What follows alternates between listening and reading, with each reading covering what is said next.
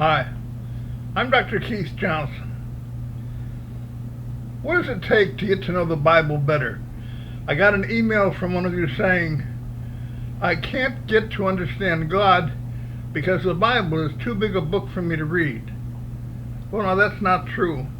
Somebody very wise, and I'm sure it's divinely inspired, had given God the opportunity to divide the Bible into chapters and verses. And though you may not realize it, the verses are enough to get to know the Bible.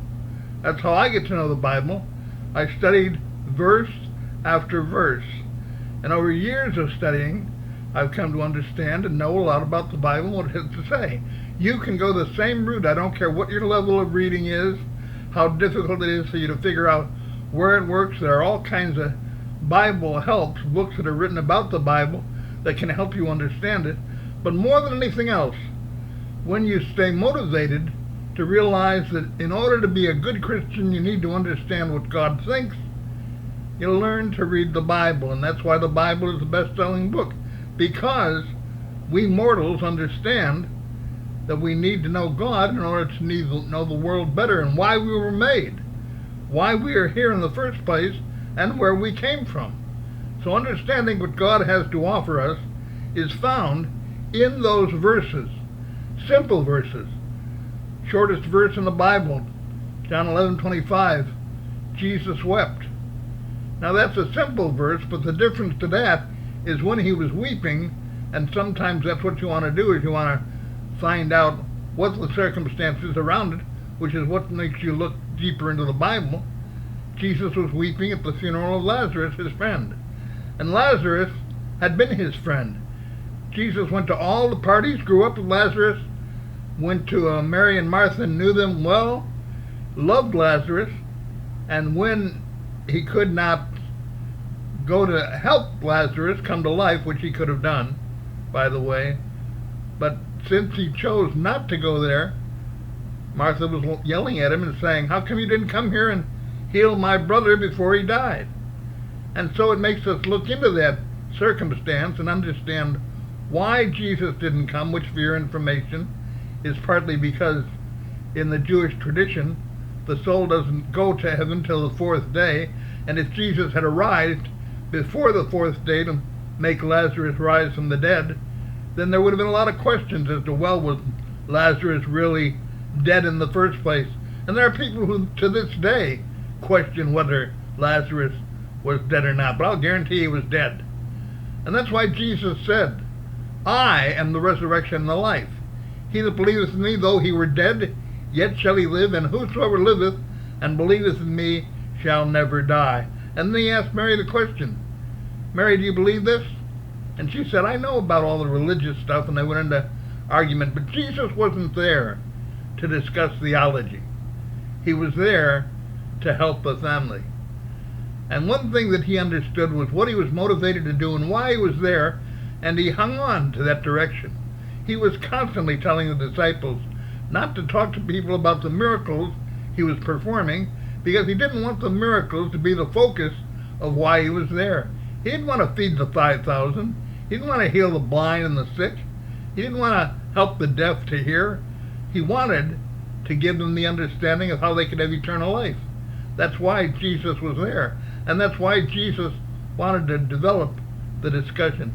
But here, my entire discussion, see, instead of talking to you about motivation, heads you down to understanding how you can get to know, for example, the Bible and why. When you study a couple of verses about it and you get curious about what's going on, the more you get to learn, the more interesting it becomes. And with a little story that I just told you about Jesus at Lazarus' tomb, a lot of people that don't know it because they don't take time to study what it has to offer. And that's one of the reasons to learn motivation and why you were here. Everyone has goals, but the reason why some people succeed in reaching them while others don't is that those who succeed understand the importance of setting smarter goals for themselves and their life. An intentional life enables you to set smart goals because your plan of action is determined by what you want to achieve in the end. What's your goal? What are you motivated about? What are you enjoying to doing? Why are you here? Why did God have you born? What purpose do you have? You have children that you take care of. You have a husband or a wife that you take care of.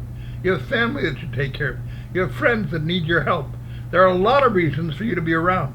And once you filter through some of those reasons, then you know what you're trying to understand about your own life and what it is that you want to accomplish. You think, well, reading the Bible is such a small step, and reading a verse by verses is even a smaller step. The small steps are what make your long journey worthwhile. What small steps do is take you right where you want to get and take you a stone closer to the good today, which can be an exciting tomorrow that you're ready to handle. Living intentionally helps you realize the significance of small steps that make it a huge difference in that long road you're trying to get forward. You got a problem at work? Take a small step and solve it. Try to solve it. You got trouble with people? Take a small step and try to solve it. You'll come to some conclusions where you can't solve all the problems. You'll learn what those are. Wisdom, especially in creation and Christianity, is knowing what to say yes and no to, and realizing that there are some things you just can't change, and you shouldn't try to change. Wisdom is learning how to use what God has given you in your brain and in your heart to motivate you to accomplish what it is you're supposed to do. Some of you, whether you like it or not, can't sing real well, or you don't know how to hold a note, or you don't sound good because your voice isn't as good as it ought to be. I notice as I get older, my voice gets less enhancing as it is. Those things happen, and those things you may not be able to change, but if you know they're happening, at least you realize why you're here and what motivates you to try to make it change. Take those small steps. I don't know what you're trying to do today, but take the small steps and watch how they become big successes in your life.